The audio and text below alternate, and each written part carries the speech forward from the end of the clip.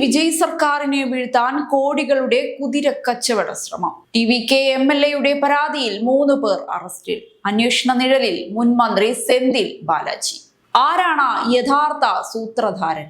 അന്വേഷണം എങ്ങോട്ട്? ചൂടുപിടിച്ച തമിഴ്നാട് രാഷ്ട്രീയം.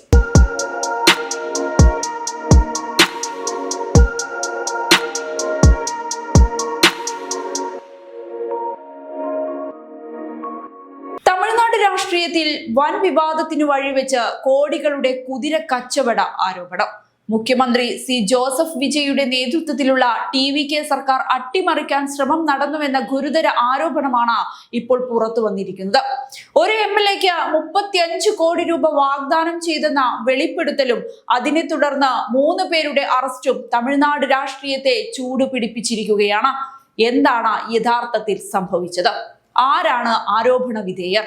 എന്തൊക്കെയാണ് ഉയരുന്ന ചോദ്യങ്ങൾ? തമിഴ്നാട്ടിലെ രാഷ്ട്രീയത്തിൽ പുതിയ കൊടുങ്കാറ്റ് സൃഷ്ടിച്ചിരിക്കുകയാണ് TVK MLA ഇളയരാജയുടെ പരാതിയും അതിനെ തുടർന്നുണ്ടായ സംഭവ വികാസങ്ങളും.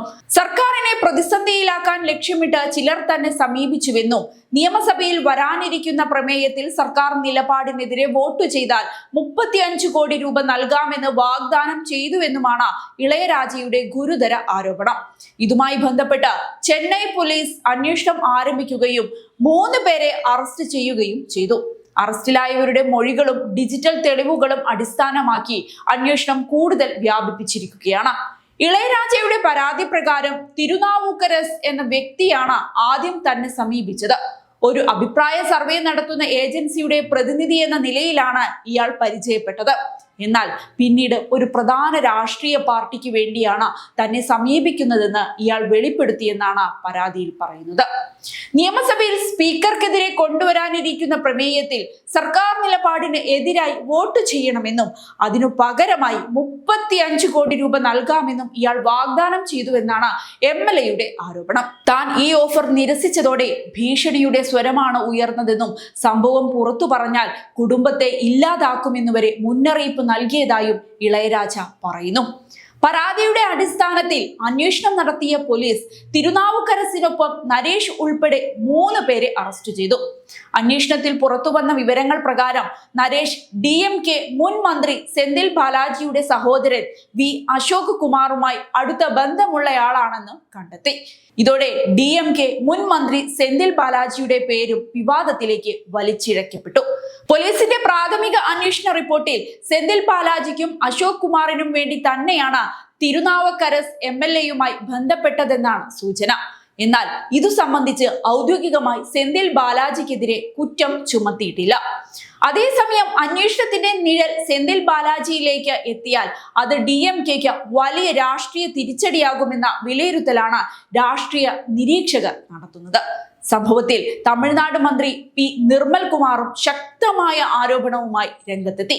അറസ്റ്റിലായ 3 പേർക്കും സെന്തിൽ ബാലാജിയുമായി അടുത്ത ബന്ധമുണ്ടെന്നും ഇതിനു പിന്നിലെ യഥാർത്ഥ ഗൂഢാലോചന പുറത്തു കൊണ്ടുവരണമെന്നും അദ്ദേഹം ആവശ്യപ്പെട്ടു. എന്നാൽ ആരോപണങ്ങൾ പൂർണ്ണമായും തള്ളിക്കളഞ്ഞിരിക്കുകയാണ് DMK.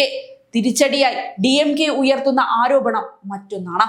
TVK തന്നെയാണ് DMK MLAമാരെ ചാക്കിടാൻ ശ്രമിക്കുന്നതെന്നും അതിനു പിന്നിൽ മുഖ്യമന്ത്രി വിജയും MDMK നേതാവ് വൈക്കോയും ചേർന്നുള്ള രാഷ്ട്രീയ നീക്കമാണെന്നും DMK ആരോപിക്കുന്നു. ഇതോടെ തമിഴ്നാട്ടിൽ ഭരണപക്ഷവും പ്രതിപക്ഷവും പരസ്പരം കുതിര കച്ചവട ആരോപണങ്ങൾ ഉന്നയിക്കുന്ന അപൂർവ സാഹചര്യമാണ് രൂപപ്പെട്ടിരിക്കുന്നത്. ഇതിനിടെ TVK വൃത്തങ്ങൾ പറയുന്നത് മറ്റൊന്നാണ്. ആകെ 15 TVK MLAമാരെ സ്വാധീനിക്കാനുള്ള നീക്കമാണ് നടന്നതെന്നാണ് പാർട്ടിയുടെ ആരോപണം. നിയമസഭയിൽ സർക്കാരിന്റെ ഭൂരിപക്ഷം തകർക്കുക എന്നതായിരുന്നു ലക്ഷ്യമെന്നും അവർ പറയുന്നുണ്ട്. എന്നാൽ ഈ ആരോപണങ്ങൾ തെളിയിക്കാൻ ആവശ്യമായ എല്ലാ തെളിവുകളും അന്വേഷണ ഏജൻസികൾ ശേഖരിച്ചു വരികയാണ്. ഇപ്പോൾ എല്ലാവരും ഉറ്റുനോക്കുന്നത് ഒരു കാര്യത്തിലേക്കാണ്. പോലീസ് അന്വേഷണം സെന്തിൽ ബാലാജിയിലേക്കോ മറ്റു മുതിർന്ന രാഷ്ട്രീയ നേതാക്കളിലേക്കോ എത്തുമോ? അറസ്റ്റിലായവരുടെ മൊഴികളിൽ നിന്ന് കൂടുതൽ രാഷ്ട്രീയ പേരുകൾ പുറത്തു വരുമോ? അല്ലെങ്കിൽ ഇതെല്ലാം രാഷ്ട്രീയ ആരോപണ പ്രത്യാരോപണങ്ങളിൽ മാത്രം ഒതുങ്ങുമോ?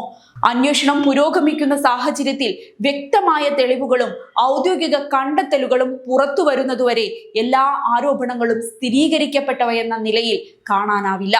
തമിഴ്നാട്ടിലെ രാഷ്ട്രീയത്തെ കൂടുതൽ ചൂട് പിടിപ്പിക്കുന്ന ഈ സംഭവ വികാസങ്ങൾ ഇനി ഏതു വഴിത്തിരിവിലേക്കാണ് പോകുന്നത് എന്നാണ് തമിഴ്നാട് രാഷ്ട്രീയം ഉറ്റുനോക്കുന്നത്.